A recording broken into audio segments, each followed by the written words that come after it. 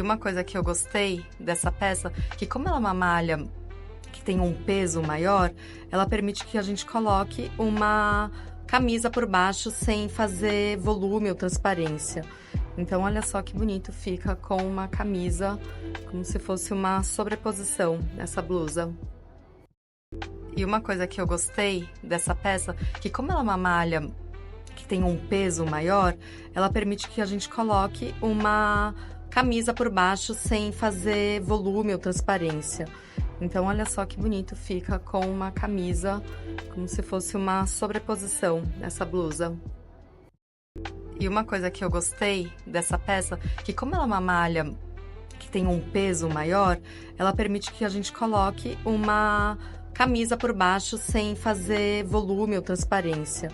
Então olha só que bonito fica com uma camisa, como se fosse uma sobreposição nessa blusa. E uma coisa que eu gostei dessa peça, que como ela é uma malha que tem um peso maior, ela permite que a gente coloque uma camisa por baixo sem fazer volume ou transparência. Então olha só que bonito fica com uma camisa, como se fosse uma sobreposição nessa blusa. E uma coisa que eu gostei dessa peça, que como ela é uma malha que tem um peso maior, ela permite que a gente coloque uma camisa por baixo sem fazer volume ou transparência. Então olha só que bonito fica com uma camisa, como se fosse uma sobreposição nessa blusa. E uma coisa que eu gostei dessa peça, que como ela é uma malha que tem um peso maior, ela permite que a gente coloque uma camisa por baixo sem fazer volume ou transparência. Então olha só que bonito fica com uma camisa, como se fosse uma sobreposição nessa blusa. E uma coisa que eu gostei dessa peça, que como ela é uma malha que tem um peso maior, ela permite que a gente coloque uma camisa por baixo sem fazer volume ou transparência. Então olha só que bonito fica com uma camisa, como se fosse uma sobreposição nessa blusa.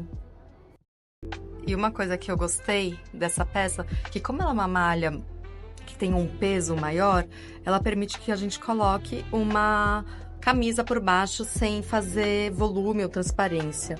Então olha só que bonito fica com uma camisa, como se fosse uma sobreposição nessa blusa. E uma coisa que eu gostei dessa peça, que como ela é uma malha que tem um peso maior, ela permite que a gente coloque uma camisa por baixo sem fazer volume ou transparência. Então olha só que bonito fica com uma camisa, como se fosse uma sobreposição nessa blusa.